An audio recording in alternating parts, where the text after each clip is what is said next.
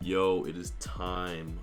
We have the NCP Season 6 Week 1 Team Builder. I'm playing Grandmaster D.Rey, who is one of 3 commissioners of the NCP.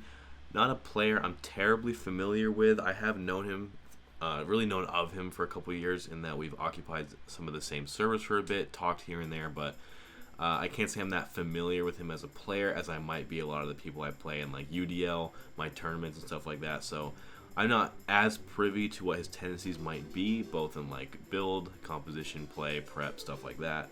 But I have done a fair bit of scouting, as I intend to do all these weeks, because really most of this league are people I'm not that familiar with. So yeah, it'll definitely affect, or it should, hopefully, if I get enough information, affect how I sort of approach these matchups. Team builders are not the most entertaining thing, especially for casual fans of draft, but honestly, most people probably can't sit through a team builder, and I can't say I blame you. However, the building aspect of draft is far and away my favorite part of the format and what I'm most passionate about.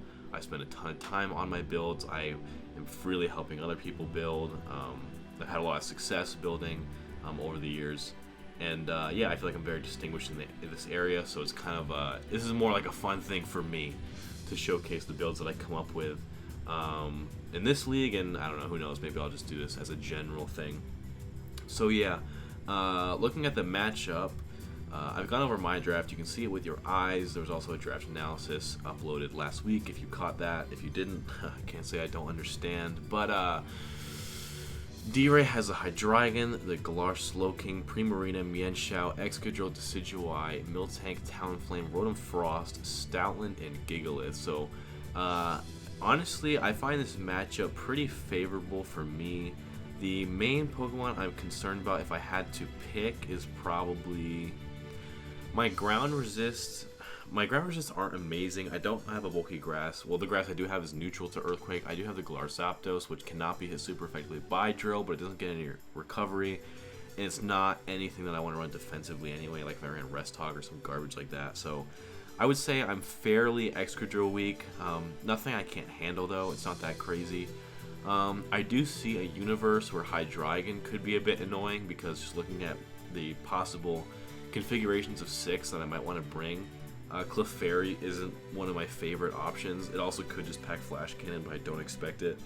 I would say when it comes to Hydreigon, like a regular Scarf set is something D.Rey could get a lot of mileage out of, but if you wanted to exploit especially defensive packs, you could run like Sub Roost, Dark Pulse, Earth Power, Metronome, Sub Roost, Nasty Plot, Dark Pulse wouldn't be that bad here.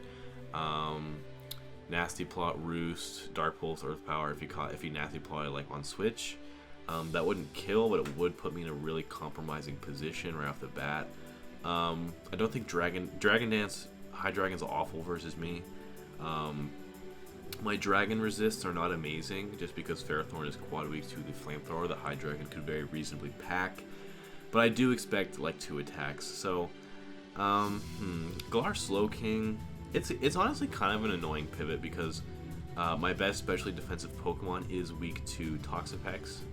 Or my best specially defensive Pokemon is Toxapex, weak to the Stab Psychic coming off of Slowking. It doesn't counter my Volcarona, but it's kind of annoying. I would say D.Rey overall is very good versus Volcarona. He has the Spadef Talonflame, Thick Fat Miltank, Primarina forces grass coverage. Galar Slowking very easily tanks hits. I'm not too familiar with how deep its move pool goes, but I'm sure it does have moves that will permit it to pretty much always defeat Volcarona. He also has a Gigalith with the Spadef Sand Boost. Also good versus Volcarona, and then Drill at +2 speed can also kill. So this Volcarona matchup is horrible for me. It's pretty much unbringable. So those are the main thing. Things like Primarina. Primarina's matchup's pretty bad. Mienshao is okay. It's a decent pivot here. If it's like HJK Knock. It is kind of tough versus Toxapex, so I think like a Scarf pivot or maybe a Fat Shao is probably preferable for him, like an AV Shao, just to click knock off and U-turn, because like in terms of pure offense, it's kind of bad. So yeah, that's like the main thing that I see this matchup boiling down to, is the Hydreigon and the Drill are probably the biggest threats. He has some decent defensive options versus some of my threats, but not amazing. On my side, Galar Zapdos smokes him, Zeraora smokes him. Really, honestly, I don't think I have any bad Pokemon in the matchup except like Volcarona and I guess Clefairy. Clefairy's not terrible in that like it has a lot of opportunities to knock off on things that don't want to get knocked. Like if you're designated Clefairy switching where you don't want to eat a T-Wave or you want to resist Moonblast, if you're switching out of Hydreigon, you have something like Drill, Talonflame, Slowking-Galar. Really, allowing two of those, like allowing Drill and Slowking is probably not preferable for me, but knocking them off is pretty aids for D.Rey. So yeah, I would say Clefairy is not favorable, but like the other 8 that I have are pretty good here. So I am liking my matchup quite a lot overall, and I do have a lot of different directions that I could go with this build, and I definitely did do that. I did go through 3 or 4 revisions of this team as I built, and I talked back and forth with Pythons. I don't know if you're watching this and you don't know Pythons. I mean, that's understandable. Just a showdown player over in the more competitive scene. But I build with them quite a lot. So yeah, I guess I'll get into what we have. I've been rambling a fair bit, which I will hope to minimize as I do this more and more, but I'm a rookie. What can I say? So I'm going to get into the build. The first Pokemon I have is the Galar Zapdos. Now looking at this matchup, Galar Zapdos is absolutely broken because there are very few fighting resists, and the fighting resists that there are weak to flying. That's the Decidueye, and what's the other one that I'm thinking of? I just clicked off the matchup that I was looking at. Obviously, you can still see it. The other fighting resist is... Actually, I'm tripping. So it's not that Slowking-Galar is weak to flying, but it does die. Thunderous Kick with the -1 defense drop. Brave Bird will always kill it unless it's absolute max defense with no rocks up and no sand chip. Otherwise, it's a fucking drop. So Galar Zapdos has almost no switch-ins, like virtually no counterplay. That Slowking-Galar needs the perfect scenario with the perfect spread to keep Zapdos at bay one singular time. So my spread, fairly simple, nothing crazy. 12 HP, max attack adamant, 244 speed. Now, if you notice the matchup, like I could run Jolly if I was concerned about a max speed Hydreigon, if I was concerned about max speed Drill, but I'm actually not. I expect Drill to be adamant in Sand Rush, and I imagine that the only times that Extra Drill even dares stay in on Zapdos are in moments where I can't outspeed it anyway, being when Sand is up. I expect the same for Hydreigon. It would only even test me if it was Scarf. But my speed tiers have a significant gap between 71 and 100, and also 71 and below. So Hydreigon actually does not need to go timid in this matchup. It's actually, the speed I expect is like 140 speed modest. So I highly doubt that any extra stat points that Jolly Zapdos would afford me would come into play in any meaningful way. So I ran Adamant to maximize the damage output, and this almost always kills Galar Slowking after a Thunderous Kick. So this mon is an absolute threat. Thunderous Kick, Brave Bird are the main 2 attacks I'll be clicking. I did pack Agility and Drill Peck. Not that I really intend on using them that much, but Agility is like a cool option if I have a free turn. Just because in the late game I imagine having a free turn, like if I force out Excadrill, click Agility, or I force out Gigalith, click Agility, or various other things, then I'll outspeed any Scarfer, any Sandrushmon, anything like that, and just be able to pick it off. I have Drill Peck if I am in a situation where I don't want to take recoil from Brave Bird, but I'm still in range to pick off a kill. The item I chose is Protective Pads because if you look at the matchup, the only Pokemon that can basically when I come in, here's how I imagine this: when Zapdos-Galar hits the field, I'm spamming Thunderous Kick. Like if I bring on Mienshao, Excadrill, Gigalith, Rotom Frost, Miltank, Stoutland, Hydreigon, one of those things. Thunderous Kick is the most spammable attack that I have. The only Pokemon that can come in on Thunderous Kick and outspeed and revenge me is Talonflame. So I expect that Talonflame will be a reasonable bring if D.Rey identifies Zapdos as a really threatening Pokemon in this matchup. So it's very likely that he would go into a bulky Talonflame, which has Flame Body, and then try to come in, take a Thunderous Kick for minimal damage, and then outspeed and click Brave Bird. So I have protective pads if that is his his designated Zapdos switch, because if this thing gets burned, oh my god, that'd be AIDS as fuck. Also, I did play a Rocky Helmet Slowking in Mox, and like when that accumulates, the 16% Rocky Helmet chip with the Brave Bird recoil, especially because Brave Bird pretty much does a ton of damage to everything on this team, so it will be taking a lot of recoil. Protective pads is a very good item to have on this thing.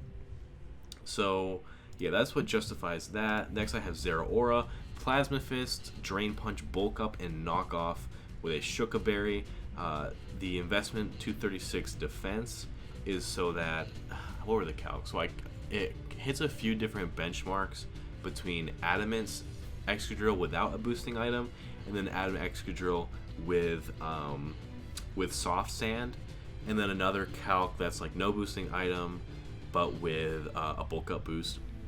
But the idea is I wanted to maximize the amount of damage that I can take, whether it be from rocks, from sand, and then also be able to survive a hit from Excadrill coming in with sand up and trying to revenge me. So I don't have the exact calcs offhand, but I do know that if it's Adamant Soft Sand with no bulk up boost, it does 80% max, which covers 1 round of rocks and 1 round of sand. There are calcs that are 4 rounds of rocks, or 3 rounds of rocks and 1 round of sand. I don't have the exact numbers off the top of my head. I did build this a decent amount of time ago, and also it's just kind of a hard calc to remember. But the point is that the defense was chosen for a certain amount of like rocks switch-ins for different scenarios with different items of Excadrill to come in and eat a hit with a Shuka Berry. And hopefully I can get a good amount of healing back with the Drain Punch. But after that, the 60 Jolly covers a Talonflame that is creeping Persian, I believe. And I gave myself a little bit of room of extra buffer to, like, in case Talonflame is anticipating that Zeraora is creeping it, and puts a little more juice into speed. But it's like hovering around there, because that basically playing this creeping game, not that Talonflame has a ton of moves to even hit Zeraora, that's kind of why there's like minimal risk to do this. I'm usually not the type to be creeping with EVs like this when it comes to speed. I usually run more speed than necessary than less, but there's like little risk of doing this versus Talonflame because it has very few options versus Zeraora. But doing this affords me as much attack as possible, so that my other attacks, when I'm like trying to go for late game speed, where I'm trying to pressure things offensively in the mid game, I have the attack to do so. Because earlier spreads, like if I just covered max speed Talonflame, I think it's like 136 attack, and that's like a lot less. So I just found the spread a lot more preferable, and I highly doubt that I will pay the price for being aggressive with the speed creep. Like even if I'm wrong and Talonflame is faster, it's very little risk for me. In earlier iterations of this team, I was Facade over Knockoff because I was very paranoid of getting late game burned by a Flame Body Talon Sack and then just not being able to win the game. But I don't know, I basically just decided that I would rather have Knock so I'm not walled by Decidueye, and like if I get burned, like it's a 30% chance, and then I just say that my opponent's bad, and then that's it. I just start like shit talking and I click X, and then I leave the league.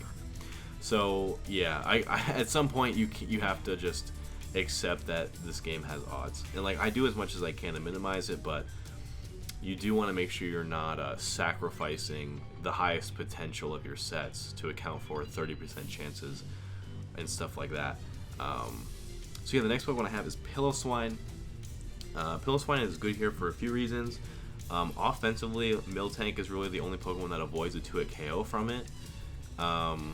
It walls Rotom Frost quite well with the Thick Fat.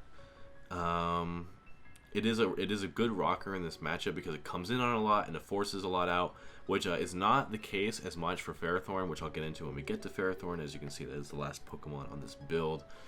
But yeah, I did cycle through a good amount of movesets for this. I had Earthquake Ice Shard on every build, and then I went through like Superpower Facade because I expected to get burned by the Rotom Frost. I had Superpower Rocks.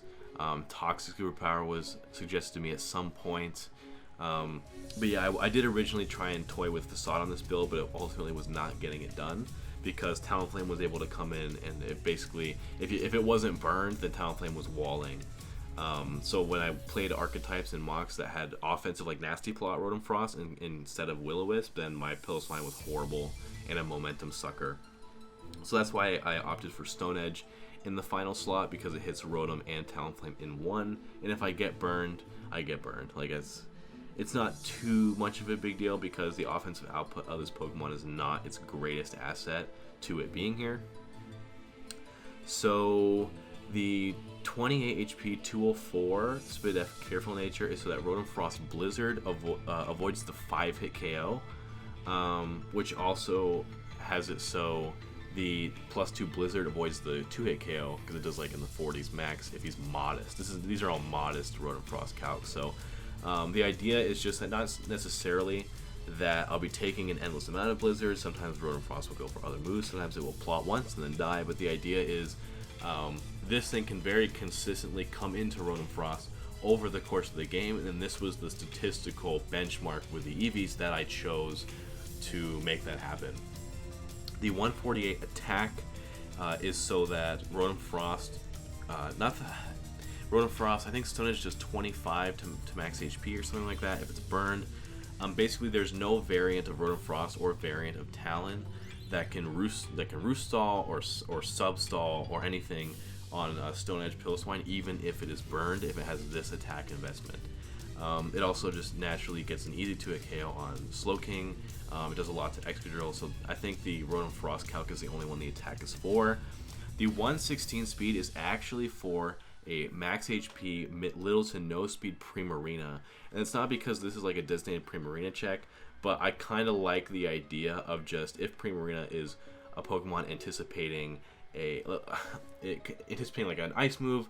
I don't know if it's necessarily coming. That's sort of why I'm hesitant to say this, but like if it did come in, and it's taken some chip, maybe it's taken an Earthquake early in the game, maybe it's taken rocks, maybe it's taken some other unrelated hit for whatever the case may be. I can just outspeed and kill it, which will likely surprise D.Rey and will also just make it a lot easier for me generally, instead of having to switch out, get flip turned on, and then who knows what happens from there. That probably affords a free opportunity for Slowking-Galar to heal itself with regen, because I likely go into Toxapex when he flip turns. So yeah, basically it's just a free low consequence amount of speed to prevent getting pivoted on for like no risk if I'm in like D-Ray's shoes. So that's sort of why I splashed the speed in there. It's not like Piloswine in a 1v1 is staying in and just zooming past Primarina and killing it. That's not really the idea here, but it's a nice little like a secret lure, nice little sneaky creep to pick that thing off if it tries to do something in the later game when it's taken a fair bit of damage. So after that we have the Persian-A. I have Assault Vest, Knockoff, Foul Play, Play Rough, U-Turn. The attack always 2-hit KOs, max HP Hydreigon. I actually expect the bulk for Hydreigon to be 108 HP and 4 defense. But if he happens to be max HP, just because Hydreigon has a fair bit of flexibility in terms of the spreads it can run in this matchup, I have a guaranteed 2-hit KO in all circumstances. Unless he's Roselli, but if he's Roselli, I mean, it is what it is. At least he's not Life Orb, right? So the spread here, that's the attack. The Spidef is so, what is it? I believe Draco after rocks and a sand chip never kills if he's modest. And then the speed is for, what's the next fastest thing? The speed is for the Mienshao, I'm pretty sure. Like Jolly Mienshao, I believe. Yeah, I think that's right. So the idea here is it's a nice pivot. Obviously it still has a U-turn. I would prefer to run P-Shot if I could, but I felt like Assault Vest was beneficial to check Hydreigon, because you'll kind of see why I chose this angle for Persian. I originally was a more normal, like a Persian you'd be used to seeing with like Boots and P-Shot to handle something like Drill, but basically I changed Pex to be different, so I felt like less safe against Hydreigon. That's why I switched this to Assault Vest.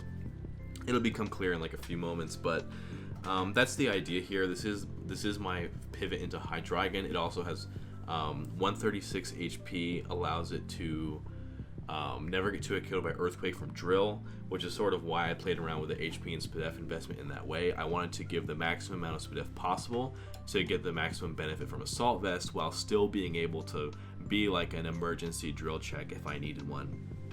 So that's the idea with Persian. Offensively, it's not amazing. It gets wall by Primarina. It doesn't do a lot to Slowking. Even Knockout doesn't do a ton. Foul play is nice for the drill and the Decidueye. So yeah, that's kind of the idea there. Foul play isn't bad for Stallion either. But after that, I have the Toxapex. Now this Toxapex, this is an offensive Toxapex. Originally I had a more normal, it was like Scald, Poison Jab with like a ton of attacks so that Hydreigon couldn't sub on it, but I don't know, I found that to just be weird. And the main thing that I was suffering from in Mox is that the pivot from into Galar Slowking was so free, and I was getting punished from Future Sight because persian-a was getting worn down. Like it takes like one Sludge Bomb. Before like it kind of can't do any of the things that I wanted to do. This was also before I put AV on it. So I decided to run a Pex that was not really a free switch for anything. Now the thing that will glare out to you is the fact that I have Hex on it. I mean, it's an offensive Pex, which is weird enough, but Scald, Ice Beam, Sludge Wave. Actually, that's wrong. I changed to Sludge Bomb, but I forgot to update it on this laptop. So I'm actually Sludge Bomb, but just for that 30% poison. But Scald, Ice Beam, Sludge Bomb, all moves that you would expect on an offensive Pex if you were to expect one. The real cool thing here is Hex. So here's the idea. As I said earlier, the idea here, if D.Rey tries to check Zapdos-g, Slowking has to be max HP, max defense, and probably like boots to keep that thing at bay. But if he is that spread, then if Slowking comes in on Toxapex on a Scald, which is fairly spammable against this team, because like Toxapex comes in on Talonflame, it's forced out by Scald, something has to take a Scald. At the same time, like if it comes in a Hydreigon, I can Scald as well because Ice Beam is like pretty little risk for me to go for the next turn. Not like Hydreigon can do anything. I also always do a KO Hydreigon with Ice Beam E-Bell, but I digress. So Scald is like one of the more spammable moves in the game, but especially like in this matchup. So I click Scald, slowking-g comes in, it gets burned. If he is no SPDEF investment, then that Hex does 50% to 59. So I can literally Scald burn the Slowking, stay in and Hex into a KO it. His Psychic, if he makes no prediction, just attacks what's in front of him, his Psychic max does 55 to 65 back to me. So what happens is like, there is no Slowking. I mean, Slowking is very unlikely to beat Zapdos long term anyway, but it is his best line of defense. And even then, there is no Slowking that can survive both Zapdos and Toxapex in this because of this build, which I think is really cool. And it actually plays out very well because like in Mox, Pex is getting like 2, 3, 4 kills. Because if you look, like the Scald burns are one thing. It 2-hit KOs Drill and Talonflame very easily. Ice Beam 2-hit KOs Hydreigon, 2-hit KOs Decidueye. Sludge Bomb does like 60 to 70 to Primarina if it's max HP. So this thing is actually really difficult to switch into, and the few things that can switch into attack very easily with little consequence have very easy switch-ins on my end. So this Pex is actually very good. Probably not gonna the Pex he's gonna be expecting or anyone's really gonna expect. So I do expect a lot of success out of this, but as I was saying with Persian, you can understand why I'm a little skinnier going into like checking Hydreigon if my Toxapex is no recovery and no special defense. So that's what ultimately motivated me to change to Persian, is that I wanted to punish the pivoting from Galar Slowking as it tries to heal itself up to stay a check to Zapdos. So it's kind of like how like that it kind of works like in a triangle, these decisions here. But that's kind of why I decided to go with this Pex and this Persian and whatnot. And the last Pokemon here is Ferrothorn. So I was debating between this and Reuniclus, but I ended up like a regular CM Colbur Psyshock Focus Blast for Reuniclus is decent here, but I ended up preferring the Ferrothorn because it beats Drill, and especially when I went to assault vest instead of defense, like physically defensive boots Persian. The need for Ferrothorn became much greater. I am Stealth Rock knockoff body press rest chesto. I'm not running grass coverage honestly because I just don't expect Premier to come at all, and if it does, I pretty much lose nothing from going Pex and just beating it outright. Because it does see like Calm Mind Premier doesn't even beat Pex because Sludge Bomb does so much. So yeah, that's kind of why I did that. I wanted to run double rocks, just because I like double rocks honestly.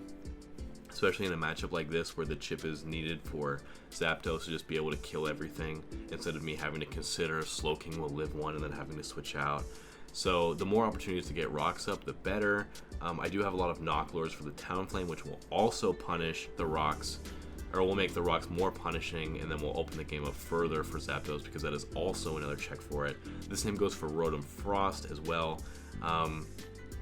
Ferrothorn also has fewer opportunities to come in, but it does beat the removers better, being Excadrill and Hydreigon with the body press, compared to Piloswine, which, I mean, it has moves for them too, but it gets hit harder by them, especially the drill with Iron Head.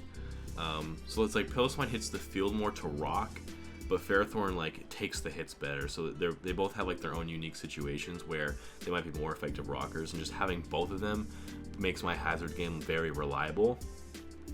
I'm trying to remember the spread. It's max HP 156 Impish, and I believe that avoids the 3-hit KO from Adamant Earthquake Drill.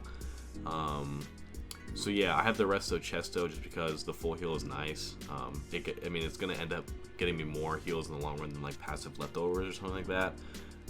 Because really I come in on extra once and then I want to click rest. Whereas if I do that once with leftovers, the next time I switch it, I'm 2-hit KO'd. So it basically gives me like an extra insurance policy against Excadrill. If the first time around it doesn't get it done with body press, or Persian isn't able to get it done, or Zapdos is low, if all those stars align in favor of D.Rey, then I have the Chesto Berry to help me with that. So that is the team that I brought here. I hope you enjoyed, and at the time that I record this, so I play in a couple days, but it'll be the day after you watch this that the actual game will go live. So you'll see how this team plays out. So yeah, that's the insight to the team that I brought, and I'll see you in a bit.